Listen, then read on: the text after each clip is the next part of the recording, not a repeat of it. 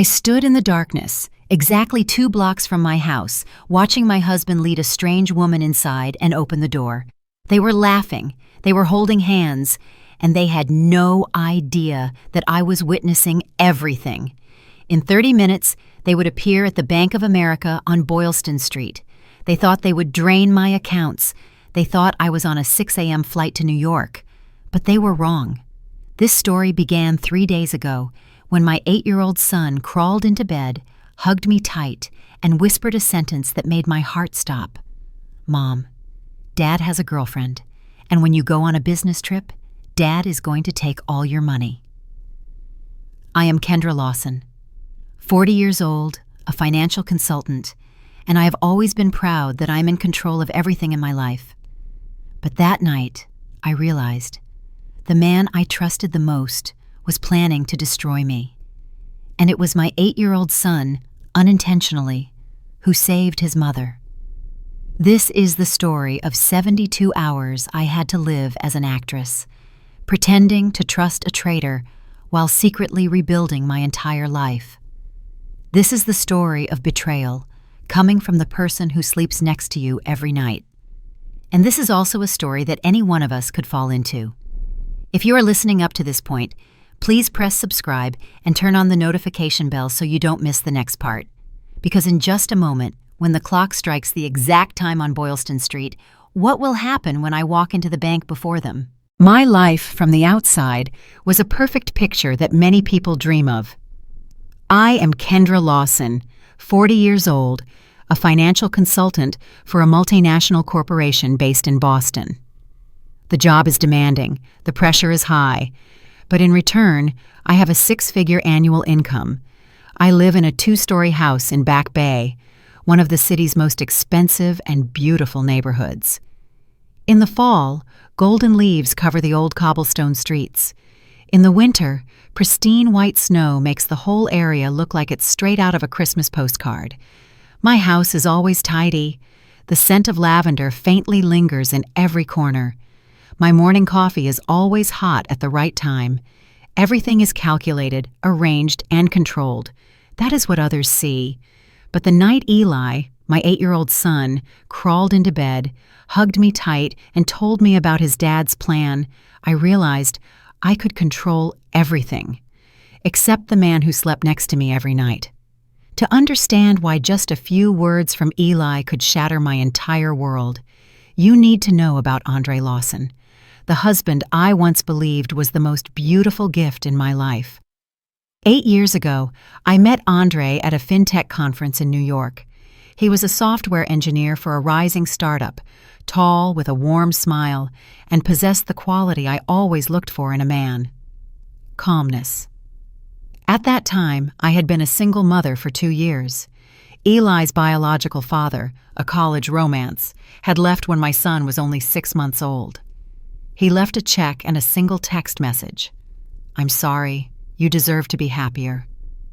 2 years of being a single mother taught me not to trust men anymore. I built a wall for myself, thick, high, and sturdy. But Andre was different. The first evening we talked, he asked, "You have a child?" I nodded, ready to hear the familiar line, "I don't think I'm suited for women with children." But Andre just smiled. "That's great then. It means you know how to love and sacrifice. 2 things I respect most in a person." I fell for him right at that sentence. 3 months later, Andre met Eli. The 2-year-old was scared of strangers, but with Andre, he grinned ear to ear. Andre sat on the floor playing with building blocks, talking to my son as if they had known each other for a long time. That evening, after Eli was asleep, I asked, "Don't you feel uncomfortable dating someone who already has a child?" Andre looked at me, his eyes so sincere they made me forget to breathe. "Kendra, I'm not dating someone who already has a child. I'm dating you. Eli is a part of you, and that only makes me respect you more." I knew I was in love with this man. 5 years later, we got married in a small garden in Cape Cod with only 30 guests. Eli, who was 7 at the time, was the junior groomsman. He wore a small vest, held the wedding rings, and said, "Now I have a dad." 6 months later, Andre officially adopted Eli. I remember clearly the moment the judge at the Suffolk County Superior Court declared, Eli Lawson is the legal son of Andre Lawson. Eli cried, Andre cried, and so did I. That was one of the happiest days of my life.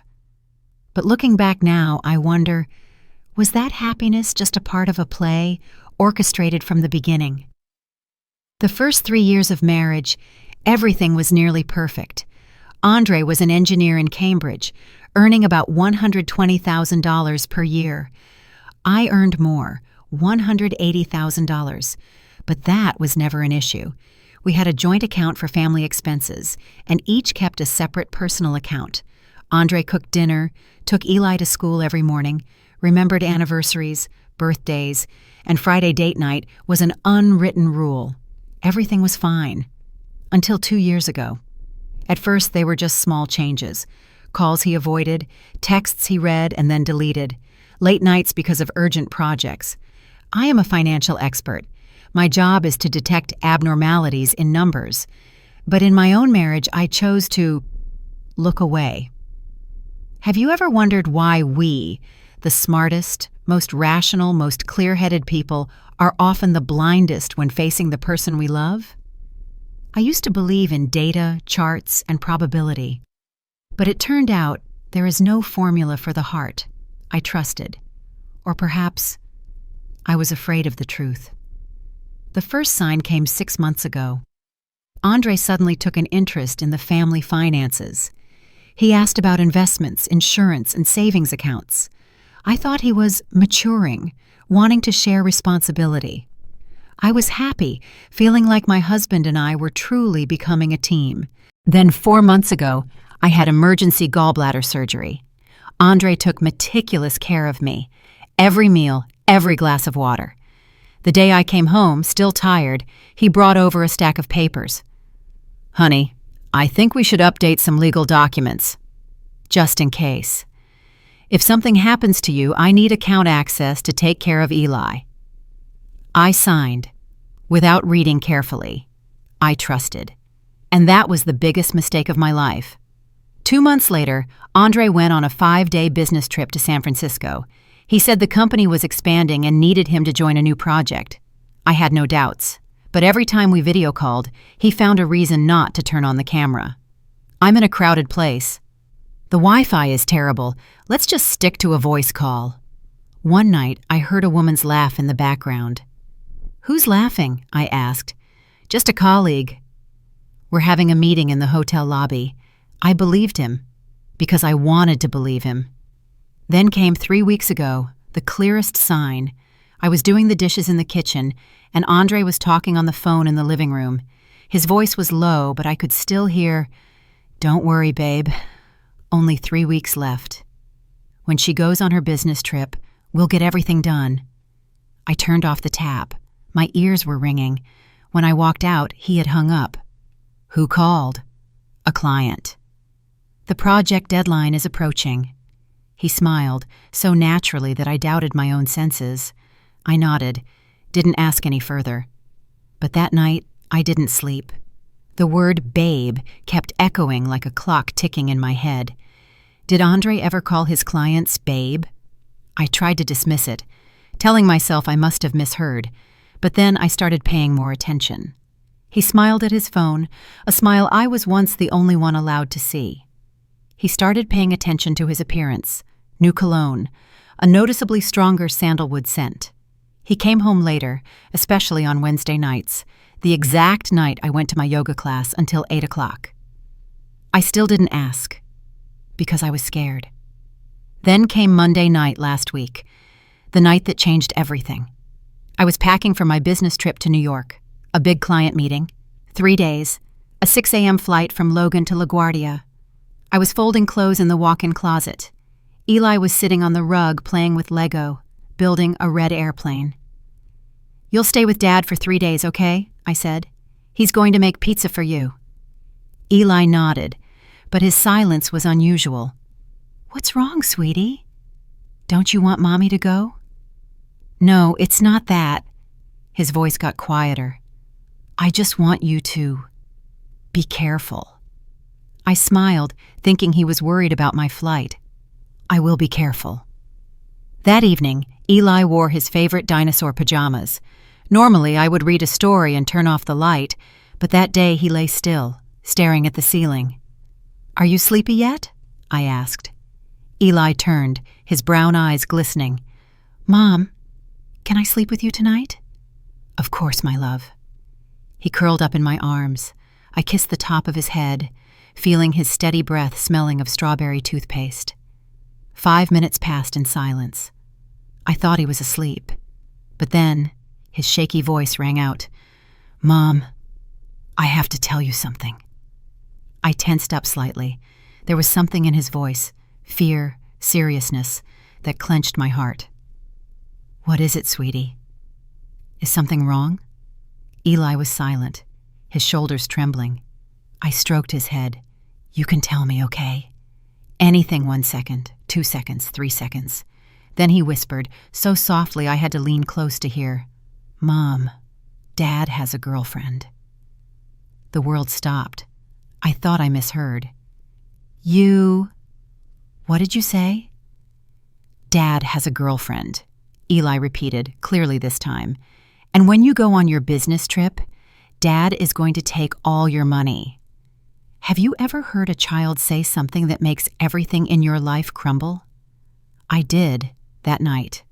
And it was the moment I knew everything was about to change. In that moment, I couldn't breathe. It wasn't because of shock, nor was it disbelief, but because deep down I knew, I had always known, that something was wrong. And now, my 8-year-old son had just confirmed the fear I had been burying for months. I tried to keep my voice steady, but it still trembled. "Where did you hear this?" Eli didn't dare look at me. He buried his face in my chest, his voice muffled.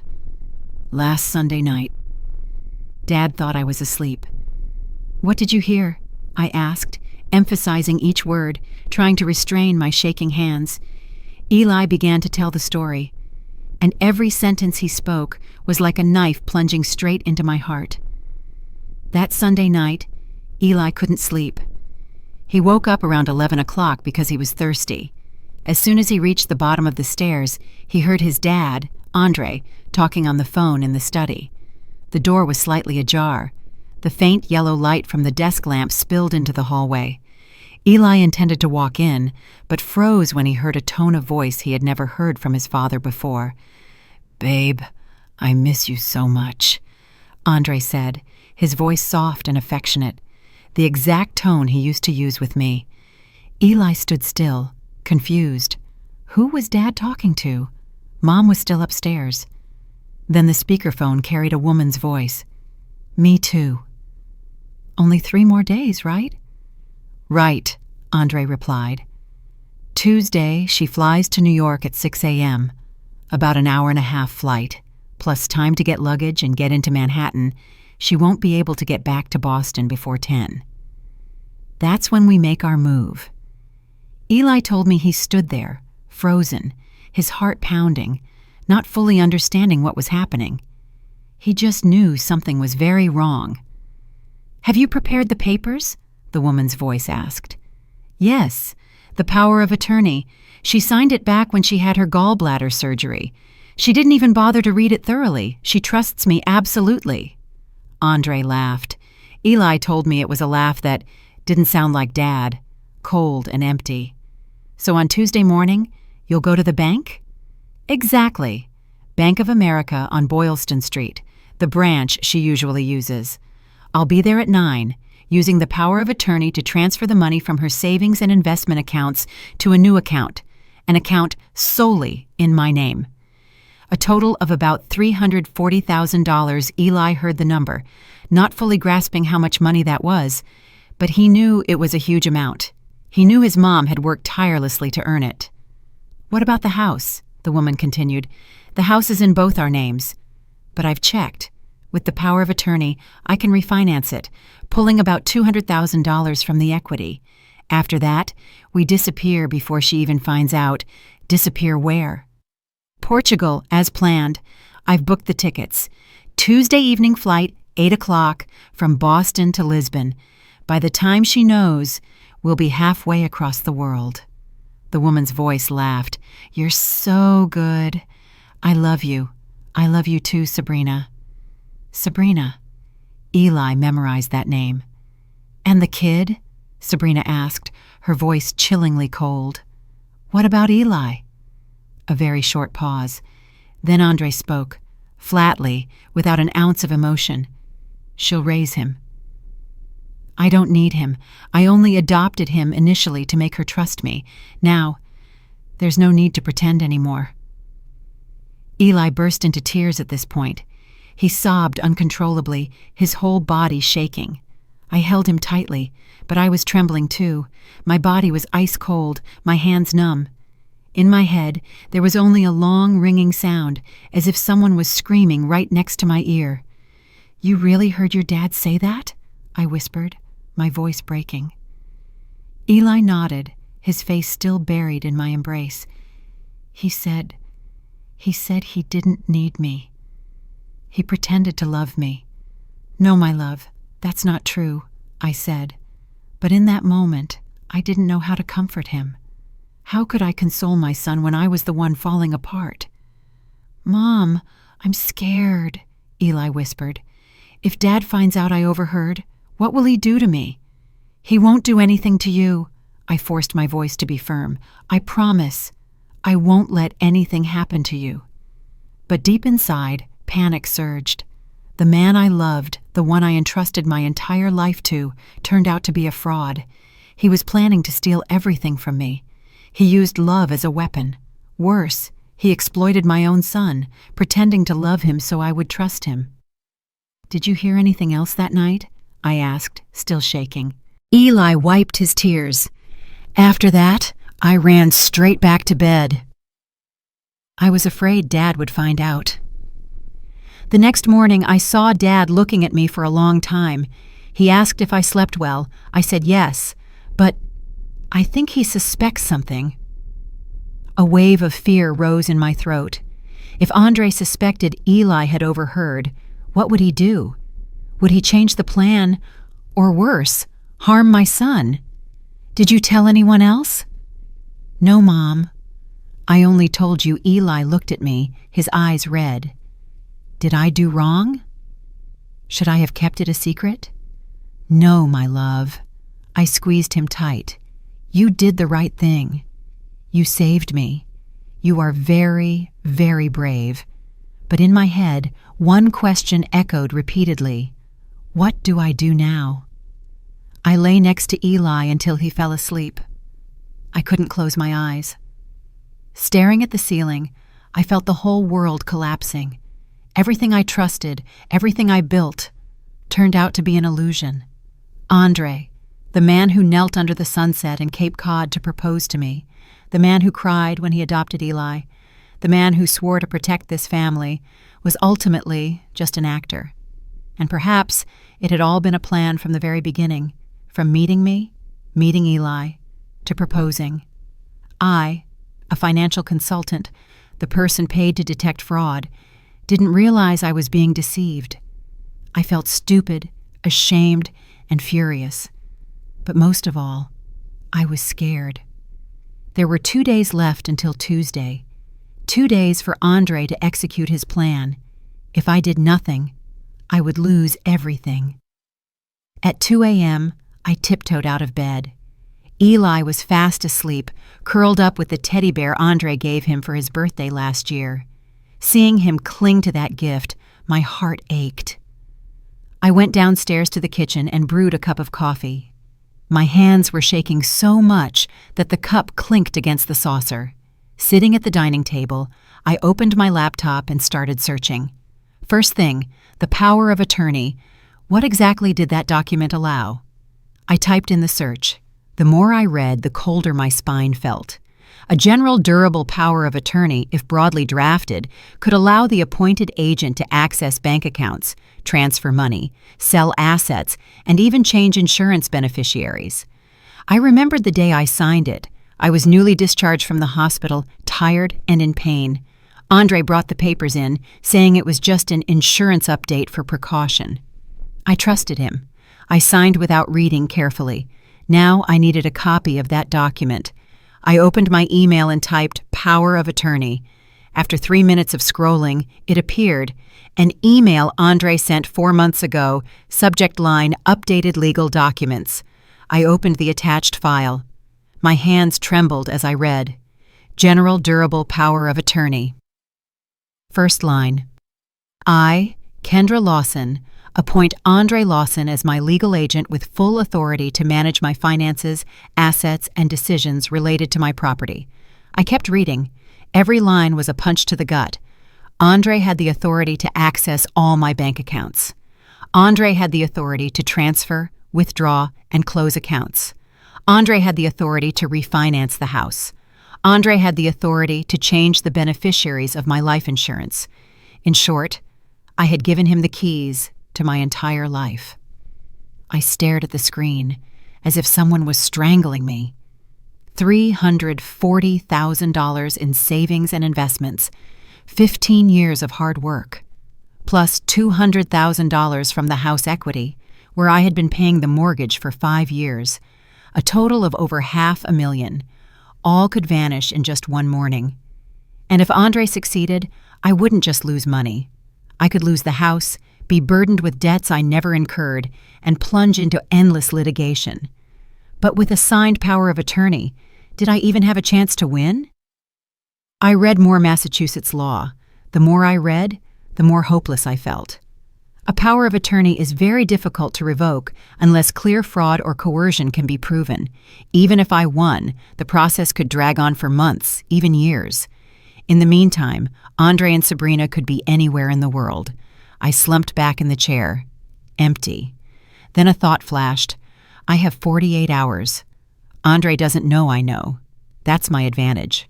I opened a blank page and typed, "Plan, 48 hours. Tuesday, 6 a.m. Andre believes I am on a flight to New York. Tuesday, 9 a.m. Andre goes to Bank of America to transfer the money. Tuesday, 8 p.m. Andre and Sabrina fly to Lisbon. I need to gather evidence of Andre's conspiracy, protect my assets, ensure Eli's safety, do all of this without Andre finding out. Looking at the list, I was overwhelmed. How could I manage all of this in 48 hours? If you were me, what would you choose first? Stay silent to get ahead of him, or confront him that very night to demand the truth? I chose the third option, act. Act until the trap snaps shut. At 3 a.m., I made my first decision. I needed an ally, and I knew exactly who to call. Maya Caldwell, my best friend from college, now a family lawyer in Boston. We still met for coffee every month, but it was 3 a.m. I couldn't call her now. I would wait until 7 a.m. The problem was, how do I keep from going crazy during the 4-hour wait? I opened the refrigerator and poured some water. The cold stung my throat, but it couldn't quench the panic in my chest. I returned to the table and looked up the stairs. Andre was sleeping upstairs, in the master bedroom, in the bed we had shared for 3 years. He slept peacefully, completely unaware that his plan had been exposed. And at that very moment, something else rose up in me. No longer fear, no longer despair. Rage and determination. I will not let him win. I will not let him take what I have built. I will not let him hurt my son. For the next 48 hours, I had to become the best actress of my life. Smile at Andre, cook for him, act like a loving wife. Pretend to know nothing, but inside, I would secretly rebuild my entire life. And when Andre walks into the bank on Tuesday morning, he will understand the biggest mistake of his life. Never underestimate a woman when her child is threatened. I sat in the kitchen, 3 a.m., beside a cup of cold coffee, and I started planning. The battle had just begun. At 6:30 a.m., I heard Andre's footsteps coming down the stairs. I had been sitting in the kitchen since 3 a.m., having drunk 3 cups of coffee and reading The Power of Attorney repeatedly until I knew every line by heart. My eyes were puffy, my head was spinning, but I knew I had to be alert, because from this moment on, I had to become an actress. I heard his footsteps approaching. I quickly closed my laptop, deleted the search history, and stood up to turn on the kettle. My hands were shaking. I took a deep breath. 1, 2, 3. "You're up early?" Andre's voice rang out from behind. I turned around, wearing a bright smile, the most fake smile of my life. "You too." "Couldn't sleep?" Andre walked into the kitchen, wearing a gray t-shirt and pajama bottoms. He looked normal. His hair was messy, his eyes were still dull with sleep, his smile was warm. But now, looking at that face, I only saw a fraud. "I have an early meeting," he said, opening the fridge to get milk. "New project? Lots of deadlines. Are you heading to New York today?" "Tomorrow, honey," I replied, trying to keep my voice normal. "The 6 a.m. flight on Tuesday." "Oh, right, Tuesday." Andre nodded, pouring milk into his cup. "I forgot." "How many days will you be gone?" 3 days, back Thursday evening." He looked at me, smiling. "I'm going to miss you." I bit my lip. I wanted to scream. I wanted to throw the coffee cup in his face. I wanted to ask, "Will you miss me, or will you miss my $340,000? But I did nothing. I just smiled and said, "Me too." Andre drank his coffee, scrolling on his phone, completely relaxed. He didn't suspect a thing. Meanwhile, I stood by the counter, gripping the cleaning cloth tightly, trying to suppress the tremors. I looked at him, this man who had held me every night, who had promised to protect me, and I felt sick. "You'll be home with Eli for 3 days, right?" I asked, trying to sound casual. "Yeah, we're going to have fun. I'll take him out for pizza. We'll watch a movie." Andre smiled. "Don't worry, babe. I'll take good care of him." Take care of him? He was planning to abandon Eli, planning to fly halfway across the world and never come back. "I trust you," I said, my voice cutting like a knife. At 7:15 a.m., Andre went upstairs to change for work. As soon as I heard the bedroom door close, I grabbed my phone and called Maya Caldwell. The phone rang. Once, twice, thrice. "Kendra?" Maya's voice answered, still sleepy. "You're calling so early?" "Maya, I need help," I whispered, my voice shaking. "Immediately." There was a short silence. Then Maya's voice became alert. "What is it?" "I can't talk over the phone." "Can I meet you?" "This morning. Right now. Where are you?" "At home." "But I can't talk while Andre is here. I'll go to the Thinking Cup coffee shop on Tremont Street. Can you make it at 8 a.m.? "Yes, I'm on my way." I hung up just as Andre came down the stairs. He was wearing a suit and tie, looking sharp like a successful software engineer. "I'm heading out," he said, grabbing his laptop bag. "I'll be back early this afternoon." "What do you want for dinner tonight?" I smiled, a sweet, fake smile. "Anything is fine." You decide. Andre walked over and placed a kiss on my forehead. His lips touched my skin, and I felt burned. "I love you," he whispered. "Me too," I replied, each word feeling like a cut on my tongue. Andre walked out the door, got into his car, and drove away. I stood watching the black Tesla disappear down the street, then slumped onto a chair, trembling uncontrollably. I had just lied, just kissed a traitor, just pretended to love a person I now only wanted to lock up. At 7:45 a.m., I woke Eli. He was still tired, his eyes puffy from crying last night. "Mommy," he whispered. "Did you tell Dad?" "Not yet, my love." I sat down by his bed, stroking his hair. "And you must not tell anyone. Not Dad, not your friends, not your teacher. Understood?" Eli nodded, but I saw the fear in his eyes. "I'm scared of Dad," he whispered. "I know, my love." Me too. I hugged him tight. "But I promise, I will protect you. Dad won't be able to do anything to you." "What are you going to do?" "I have a plan," I said, trying to sound confident. But you have to help me. You have to pretend everything is normal. You have to act natural with Dad. Can you do that? Eli looked at me, his 8-year-old eyes too wise for his age. I'll try. At 8 a.m., I sat in the Thinking Cup coffee shop, a small place in the Back Bay neighborhood, just a 10-minute drive from my house. This was where I usually came every morning before work, a quiet, uncrowded place suitable for private conversations. Maya walked in at 8:03. She was tall, slender, with her black hair neatly tied back, wearing a navy blue suit, the appearance of a successful lawyer. But when she looked into my eyes, her greeting smile vanished. "Oh my God, Kendra. You look terrible." "I know," I said, my voice hoarse. Maya sat down across from me, placing her hand on mine. "What is going on?" And I told her.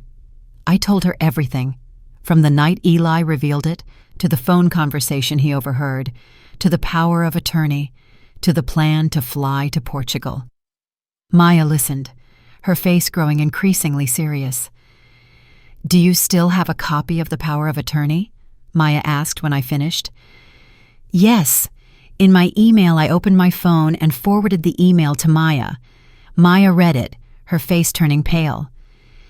"Kendra, this is a general durable power of attorney. Andre can do anything with your assets.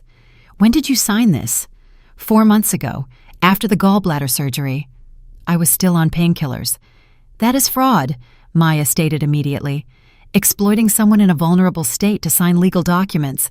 We can sue." "But how long will that take?" I asked, desperately. "Andre is transferring the money tomorrow morning. Tomorrow, Maya.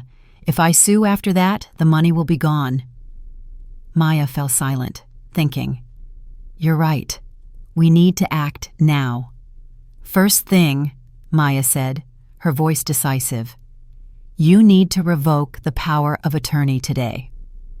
I will draft a revocation of power of attorney document. You sign it, get it notarized, and then send copies to the bank, to Andre's lawyer if he has one, to everyone involved." "But if I do that, Andre will know immediately," I said. "Not necessarily. You can do it without his knowledge. Go to the Bank of America, demand they freeze all transactions related to the power of attorney until you confirm it directly. Inform them that there are suspicions of financial fraud. Can they do that?" "They have to. This is your account. You have the right to protect your assets." I felt a glimmer of hope.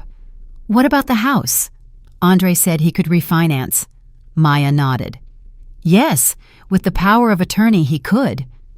But to refinance, the bank needs an appraisal, paperwork, and time.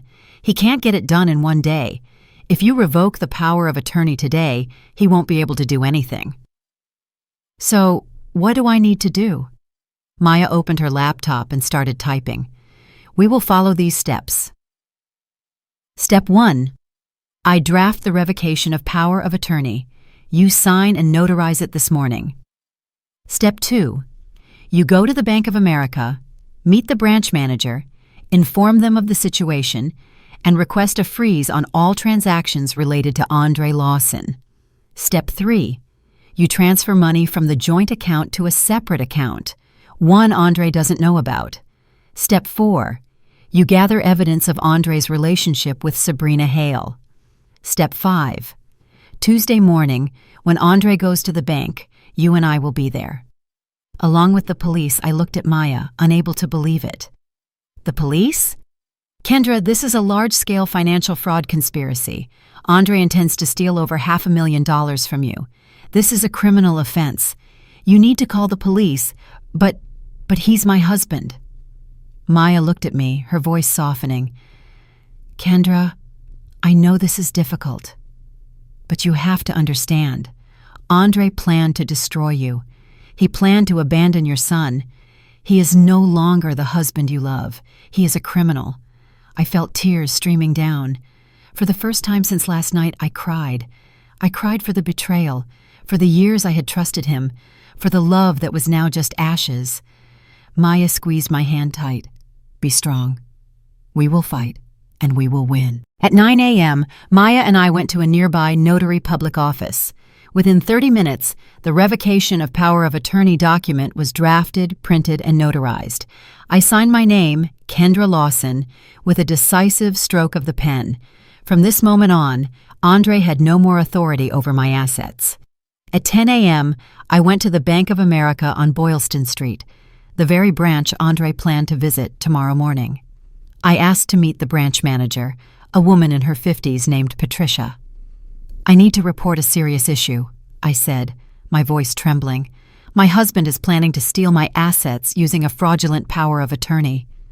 Patricia listened, her face grave. I handed her the revocation document, a copy of the original power of attorney, and told her about Andre's plan. "Do you have any evidence of this conspiracy?" Patricia asked. "My son overheard a phone call," I said, "and I can get more evidence. But for now, I need you to protect my accounts. If Andre Lawson comes here tomorrow morning and requests to transfer funds, you must not allow it." Patricia nodded. "I understand. I will place a red flag alert on all your accounts. No one can execute any transactions without direct confirmation from you.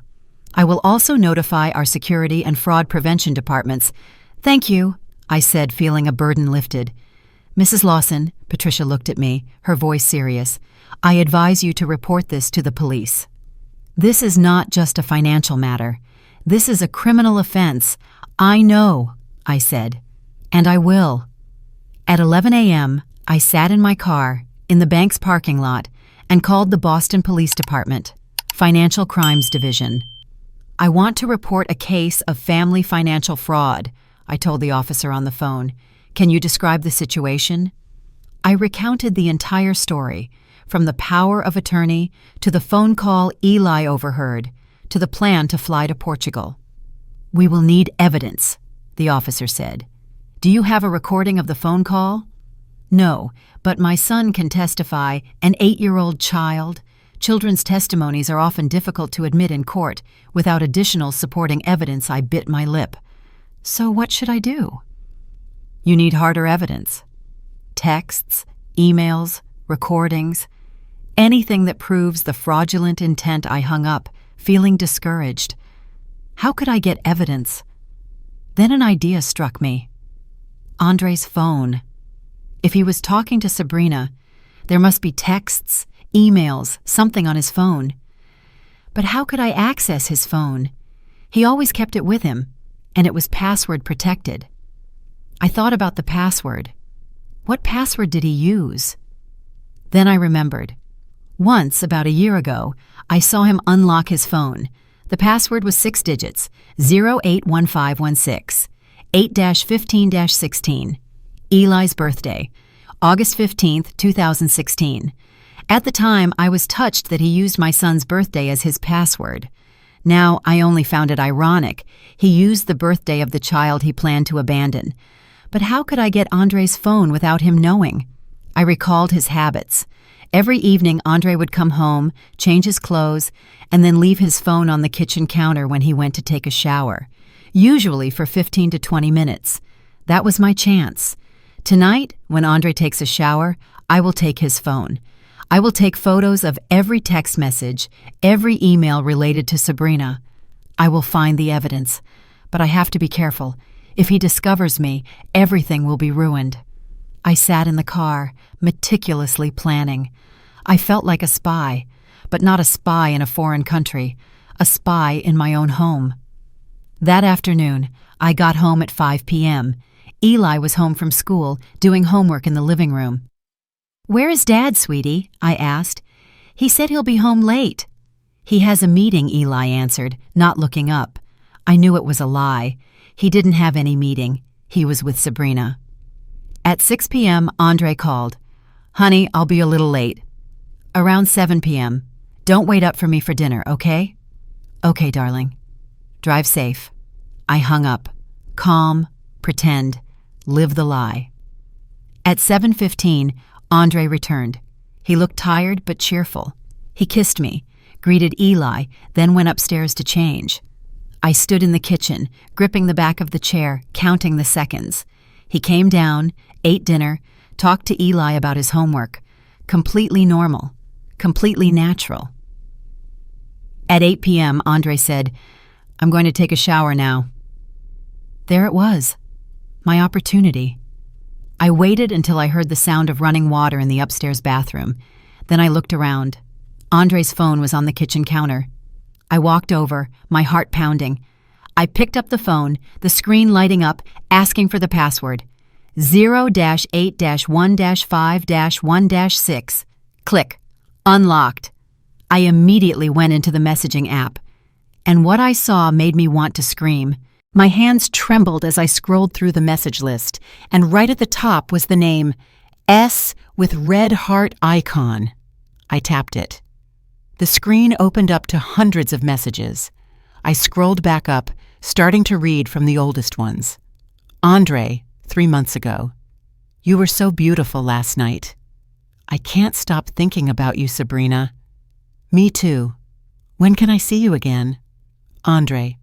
Next Wednesday. Kendra has yoga class until 8 p.m. We have 3 hours. A punch straight to my stomach.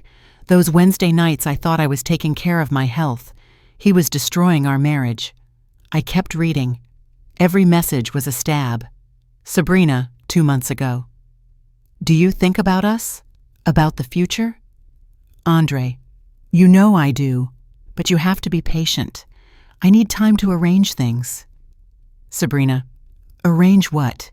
You're still staying with her? Andre. Kendra has money, babe. A lot. I can't leave empty-handed. I need to take what belongs to us. Belongs to us? That was money I sweated for over 15 years to earn. I scrolled down, my heart pounding. Andre, 6 weeks ago. I have a plan. The power of attorney. Kendra just had surgery. She's weak. This is our chance. Sabrina, are you sure it will work? Andre, don't worry. Kendra trusts me absolutely. She will sign anything I put in front of her. The sound of water in the bathroom abruptly stopped. Andre was about to come out. Hurry, Kendra. I took a screenshot. 1, 2, 3, 4, 5. Then I continued selecting the key messages. Andre, 2 weeks ago. The plane tickets are done. Tuesday evening, 8 p.m., Boston, Lisbon. Business class, 2 tickets. We will start our new life. My love. Sabrina, I can't wait any longer. Finally free. Andre, yeah. Free. And rich.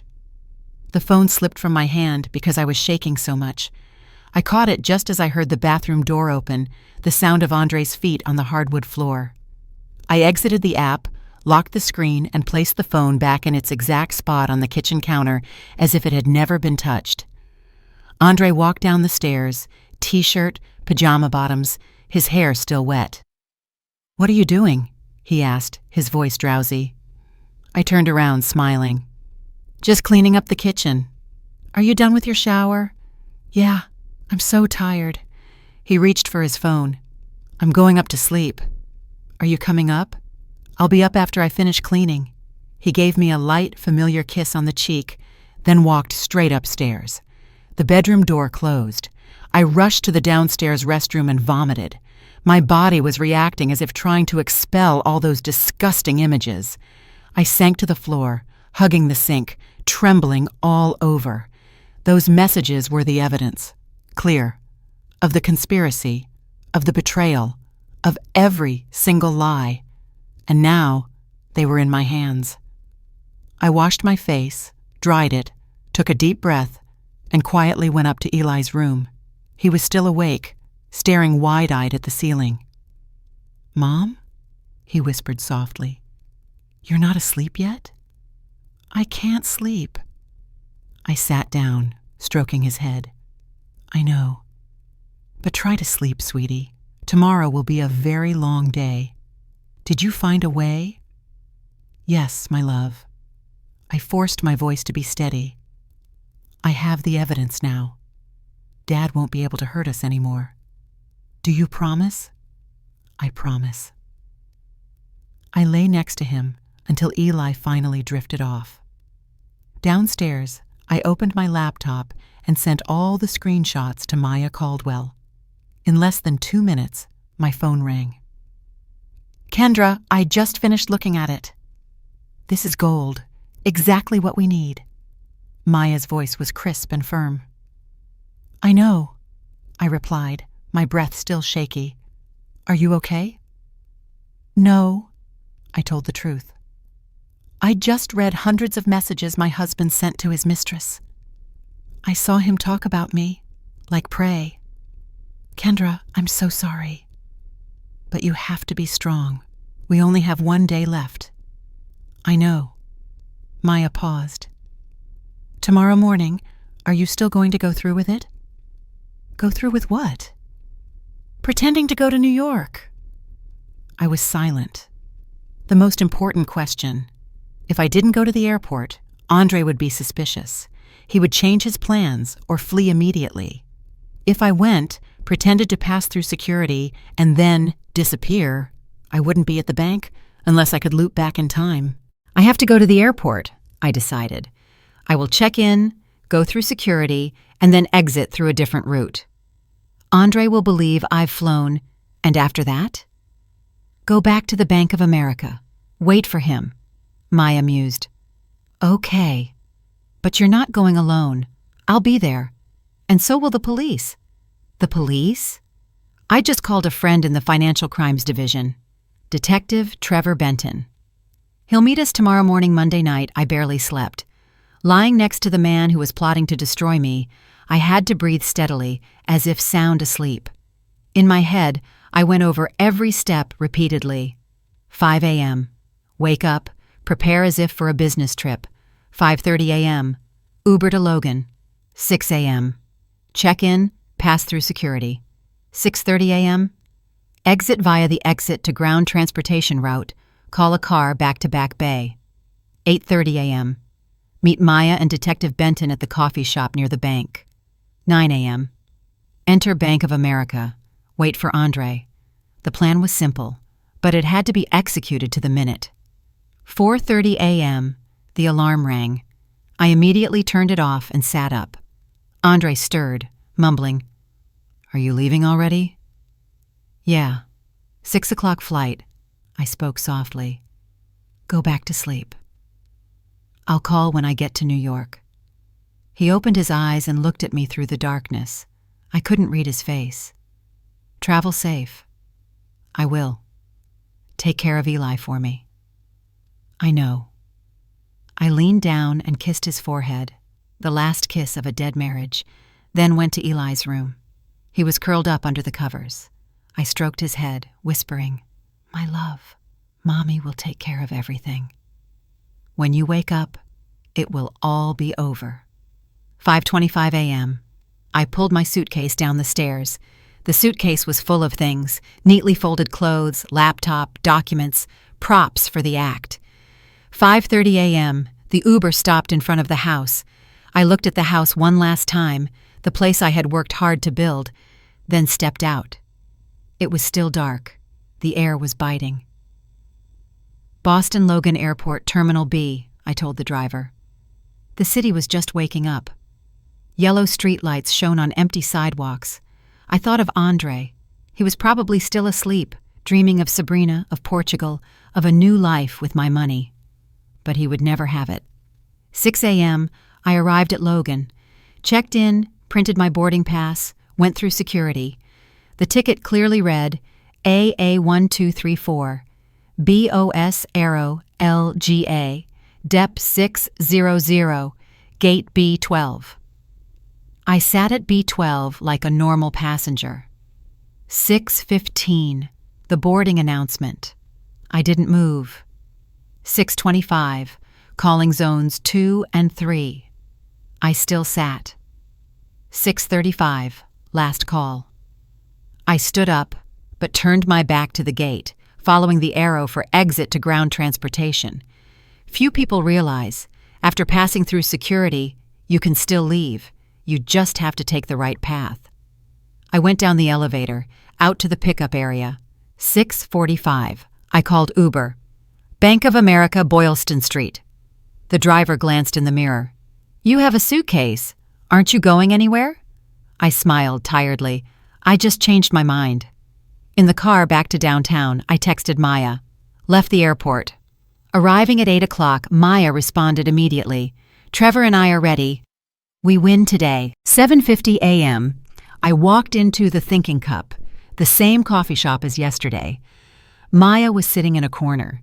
Next to her was a man about 45, in a black suit, a police badge faintly visible. Kendra, this is Detective Trevor Benton, Maya introduced. Trevor shook my hand firmly. Mrs. Lawson, I've reviewed the file. This is a very clear case of financial fraud conspiracy and attempted theft. We will arrest Andre Lawson as soon as he commits the act. Meaning? When he walks into the bank and requests to transfer the money, Trevor said. At that point, we have sufficient grounds to act. Have you notified the bank? Yes. Patricia, the branch manager, is aware. Good. I also spoke to her this morning. Everything is ready. 8:30 a.m. We left the coffee shop and walked to the Bank of America. The modern glass building reflected the morning sun. Patricia met us in the lobby. Mrs. Lawson, she nodded. Please come up to the second-floor office. When Andre arrives, the staff will notify us immediately. The small office had glass walls looking straight down into the lobby. From here, I could see everyone coming and going. Trevor checked his phone. 2 of my colleagues are waiting on the street in an unmarked car. I'll give the signal and they'll come in. Maya held my hand. Are you okay? I don't know. My heart was pounding like a war drum. I'm about to watch my husband get arrested, 8:45 a.m. 15 more minutes. I opened my phone, a text message from Andre at 8:30. Did you make it to New York? Eli and I finished breakfast. I'm taking him to school now. I love you.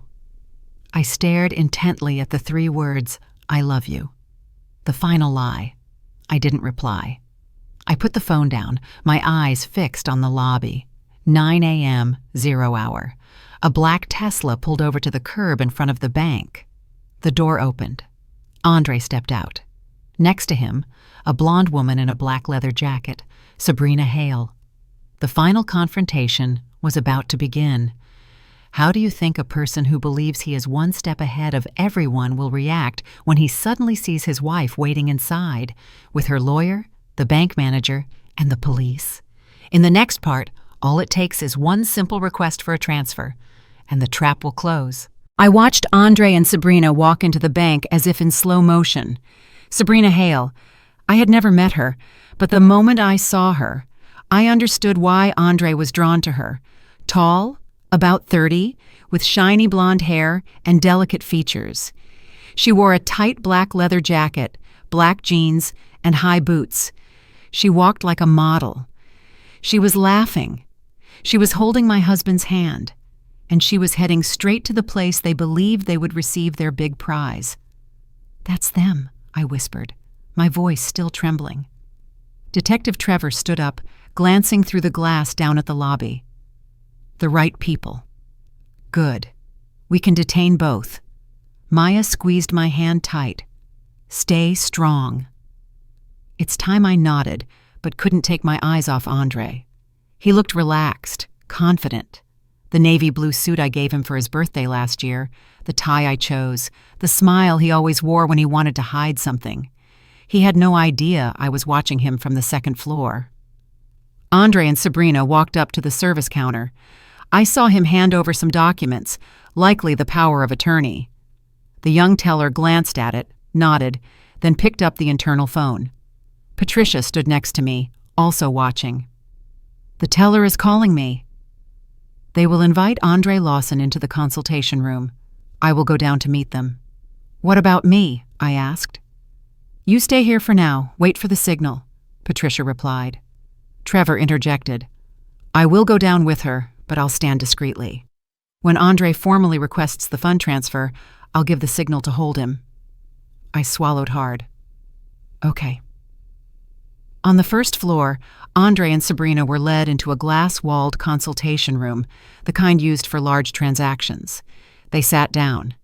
Sabrina said something and laughed. Andre laughed too, placing his hand over hers.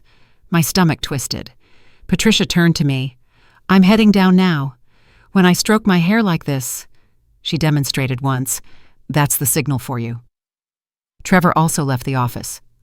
My 2 colleagues have entered and are standing near the ATM area. I will signal and they will move in. Maya and I stood behind the glass. Patricia walked into the consultation room, shook Andre's hand, smiled professionally, and sat down opposite them. "I wonder what they're saying," Maya whispered. "I want to know every word," I replied. Andre spoke, pointing at the papers. Patricia listened, examining the power of attorney document carefully. Then she looked up, straight toward us on the 2nd floor, and stroked her hair. "It's your turn," Maya said. I stood up. My legs felt like lead. My heart was pounding against my ribs. "You can do this." Maya placed a hand on my shoulder. "You're stronger than you think." I took a deep breath, walked out of the office, and headed down the stairs, step by step. I turned right, toward the consultation room. Through the glass wall, Andre was still engrossed in conversation. Sabrina was looking down at her phone. Neither of them looked toward the door. I grasped the doorknob, turned, opened, and walked in. "I apologize for the wait," Patricia was saying. "I needed to do some additional verification." She stopped when she saw me. Andre spun around. In that fleeting moment, I saw a spectrum of emotions cross his face: surprise, shock, panic, then an immediate veneer of calm. "Kendra?" He jumped up, his voice perfectly feigning astonishment. "What are you doing here? Aren't you supposed to be in New York?" Sabrina turned, her blue eyes wide, her smile frozen. I stood tall, looking Andre straight in the eye. A strange calmness washed over me. "Hello, Andre," I said in an even tone. "And hello, Sabrina." "We need to talk." "Kendra, you—" Andre stepped toward me, a new layer of confusion plastered on his face. "You shouldn't be here." "You have a meeting." "I didn't go," I said. "I changed my mind." "You changed your mind?" "Yes, because I realized there was something more important in Boston. For example, stopping my husband from draining my accounts." The room fell silent. Sabrina shot up, looking at Andre. "Andre, what is she talking about?" Andre tried to smile, turning to me. "Kendra, you misunderstood. I only came here to transfer $340,000 from my accounts to a new account I don't know about, then fly to Portugal tonight on an 8 p.m. business class flight with your girlfriend. Isn't that right?" I cut him off. Andre's face visibly drained of color. Patricia also stood up. "Mr. Lawson, is what she says true?" Andre turned to Patricia, waving his hand dismissively. No. Just a marital misunderstanding. Kendra, you're stressed. I'm perfectly clear-headed," I said coldly. "I know everything. The power of attorney you tricked me into signing while I was recovering from surgery. The plan, the call schedule, every location." I turned to Sabrina. "I also know the promises he made to you. Freedom and rich." Sabrina took a step back, looking at Andre. "Andre? She knows?" "Shut up," Andre hissed under his breath. "No," I said, my eyes still fixed on Sabrina. "You should hear the truth. He tricked you, just as he tricked me. And he also tricked my son." Andre's mask of composure crumbled. His voice dropped, icy cold. "Kendra, don't make a scene." "You don't know what you're doing." "On the contrary," I retorted. "I know very well. I am protecting what belongs to me. I am protecting Eli, and I'm making sure you pay the price." "Pay the price?" Andre gave a harsh laugh. "Who will believe you?" "I have a legal power of attorney, with your signature. I have the right to do what I want with that account." "Not anymore," Patricia interjected. "Mrs. Lawson revoked the power of attorney yesterday. You no longer have the authority to access her assets." Andre jerked toward Patricia. "What? What did you say?" I revoked the authorization, Andre, I said clearly. Notary, lawyer, bank, everyone has been updated. You can't touch a dime. For the first time, I saw real fear in his eyes. And that's not all, I continued. I have all your messages with Sabrina, hundreds of texts about the plan to steal the money, the plane tickets to Portugal, everything. Andre's voice was hoarse. How did you get them? Your phone. Last night when you were showering, the password 0-8-1-5-1-6- Eli's remember? The child you planned to abandon? Sabrina sharply turned to Andre. You said, abandon the child? Andre remained silent, his face ashen, his hands clenched. Yes, Sabrina. I looked directly at her. He planned to abandon Eli, the 8-year-old child he adopted and swore to love. In the messages, he wrote, I don't need him. Adopted only so she would trust me. My eyes stung, but I didn't let the tears fall.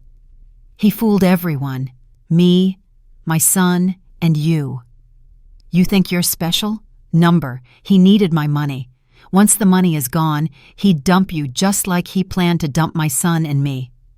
Sabrina shook her head, her voice cracking. No, that's not true. Andre, say something. Tell me we were real. Andre remained mute. Say something! Sabrina burst out screaming. Just then, the door opened. Detective Trevor Benton walked in, followed by 2 plainclothes police officers. Andre Lawson? Trevor's voice was crisp. Andre turned, his body stiff. I am Detective Trevor Benton, Boston Police Department, Financial Crimes Division.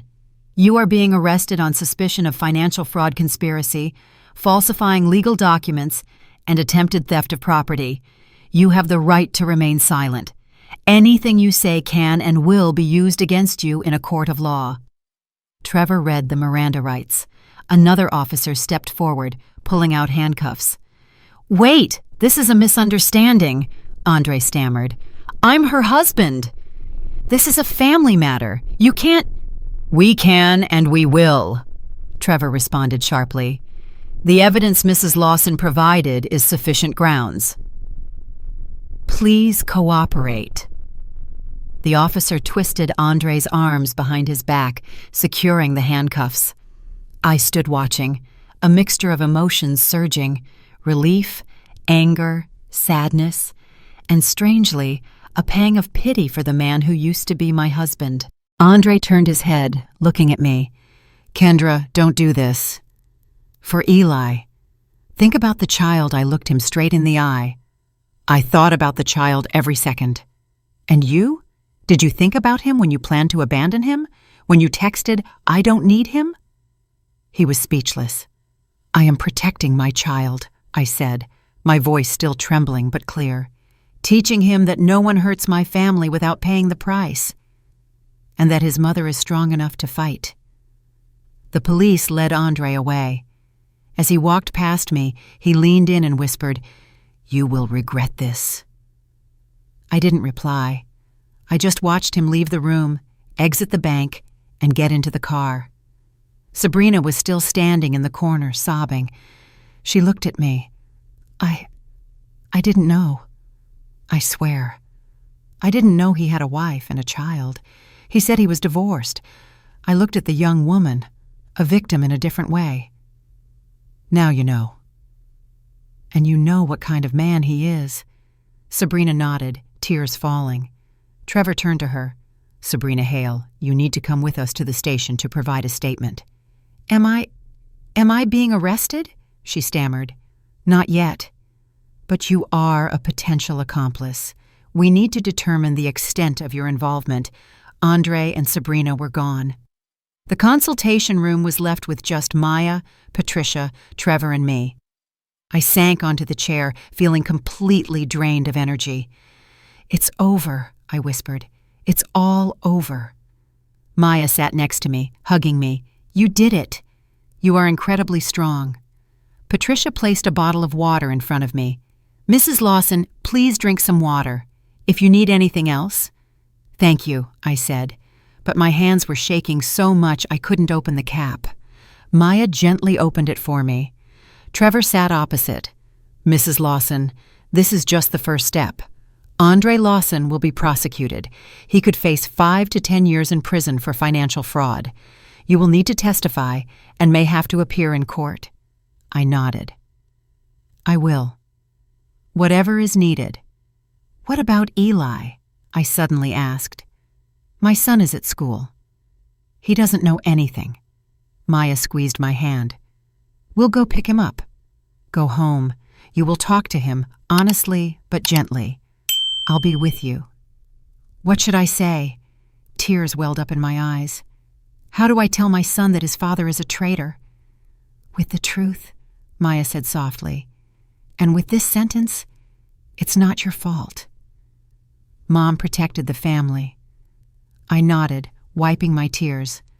"Okay, I will do it." Trevor stood up. "I'm heading back to the precinct to process the files. I will contact you in the next few days.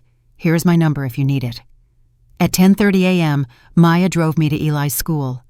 Boston was bustling outside, people rushing to work, cars lining up. And I knew that in just 48 hours, my life had changed course. I lost a husband, was forced to dismantle a family, and faced the truth that the years I placed my complete trust in might have been one long lie. "Did I do the right thing?" I asked, looking out the window. Maya looked over. "Are you kidding?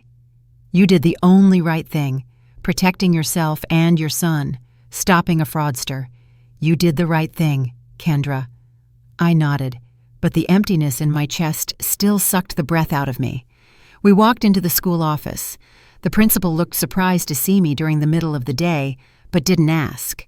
5 minutes later, Eli ran out, his backpack still on his shoulder. "Mom?" His eyes widened. "Didn't you go to New York?" I knelt down and hugged him tight. "No, my love." I stayed.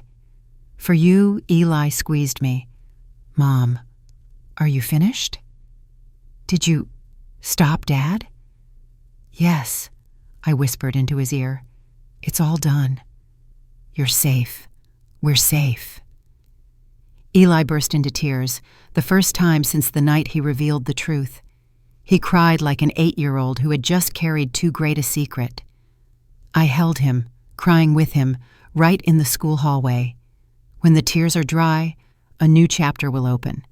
The legal consequences, custody, restitution, and, most importantly, healing the mother and son after this rupture. In the next part, I will tell you how I prepared to face the court, and how I helped Eli believe in safety again. The first few days after Andre's arrest were the worst time of my life. Not because I missed him, nor because I regretted my decision, but because I had to watch Eli, an 8-year-old child, face the truth that the father he loved turned out to be a traitor. That evening, after picking Eli up, I sat with him in the living room. Maya had left. It was just the two of us in a house that suddenly felt too big, too empty. "My love," I held Eli's hand, "I need to talk to you about Dad." Eli looked at me, his eyes still red and swollen. "Dad got arrested, didn't he?" "I saw it on the news." My heart shattered. "You saw it?" "My friend showed me on his phone. There was a picture of Dad in handcuffs," he said, his voice trembling. My friends asked why. I didn't know what to say. I held him tight. "I'm so sorry you had to go through this. But you need to know the truth." Then I told him, in a way an 8-year-old could understand. Dad did something wrong. He planned to take Mom's money without permission. Dad lied, and because of that, Dad has to face the consequences. "But," Eli whispered, "does he love me?" That question was like a knife twisting in my heart. How could I tell him that the man he had called Dad for the past 5 years only saw him as a tool? I couldn't lie. He deserved the truth.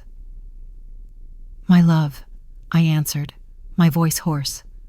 "I don't know if Dad truly loved you, but I know this. True love doesn't hurt. True love is protective. And what Dad did, that's not love.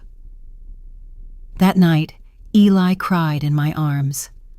I let him cry because he needed to release the grief, the loss of the image of a father he thought he had.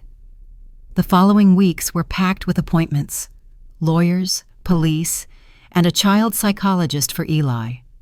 I took him to see Dr. Susan Martinez, a gentle child psychologist with a soothing voice and a room full of toys. Eli is dealing with a profound loss, Dr. Martinez said after the first session. It's not just the loss of a father, but the loss of the image of the father he once trusted. That's the pain of betrayal. Will he be okay? I asked, unable to hide my worry. With time and support, yes. Eli has a crucial foundation. He has you, a strong, loving mother who is willing to fight for him. That is the bedrock for his recovery. 3 months later, Andre was tried at the Suffolk County Superior Court, the very courthouse where he had finalized Eli's adoption. The charges: financial fraud, document forgery, conspiracy to commit theft. The sentence: 7 years in prison, non-parole. I was there in the front row watching Andre, the man I once loved, stand before the judge in an orange prison jumpsuit. When the verdict was read, I didn't feel gloating or revenge, just an empty sense of relief. After the sentencing, Andre was given a final word. He turned to me, his voice choked. "Kendra, I'm sorry." I was wrong. I hope that one day you can forgive me. I stood up, looking him straight in the eye. I don't forgive you. Not because I can't, but because you don't deserve it. But I also won't let what you did destroy me. I will continue to live, for my son, for myself. As for you, you are just a painful memory that I will learn to move past. That was the last time I spoke to Andre. 6 months later, our lives slowly returned to normal, or at least a new normal. Eli still saw Dr. Martinez every week. He still had nights when he suddenly woke up, and afternoons when he suddenly asked about his dad. But he also started laughing more, playing more, becoming the 8-year-old he deserved to be. I sold the house in Back Bay, which held too many painful memories, and moved to a smaller apartment in Cambridge, closer to Eli's school, closer to my work. A new place, a new beginning. Maya became my closest friend, the sister I never had. Every week, she brought pizza and wine, sitting on the sofa listening to me talk about the good days and the bad days. "You are stronger than you think," Maya said one evening as we watched Eli play with Lego on the rug. "I don't feel strong," I confessed. "I just feel tired." "That is strength," Maya smiled. "To be tired and still continue. That is the definition of strong, of." 1 year later, on an autumn night in October, Eli crawled into my bed again, just like the night he whispered the truth to his mother. "Mom," he said softly, "I want to tell you something." "What is it, sweetie?" "I don't regret telling you about Dad." I turned, seeing his eyes in the dark. "Why do you say that?" "Because today, my teacher asked if there was anything I regretted." I said no. "If I hadn't told you, Dad would have taken all your money. We wouldn't have a house. I think I did the right thing." Tears welled up in my eyes. "You did the right thing, my love. You saved us. You are my hero." Eli hugged me. "You are my hero too." Now 2 years later, sitting here writing this story, I realize the lessons I've learned. Lesson 1, trust, but always verify. I trusted Andre completely, and that almost destroyed me. Trust is necessary, but don't be blind. Lesson 2, never sign legal documents when you are vulnerable, due to illness, stress, or emotion. Always read thoroughly. Always ask a lawyer. Always protect your interests. Lesson 3, listen to your gut.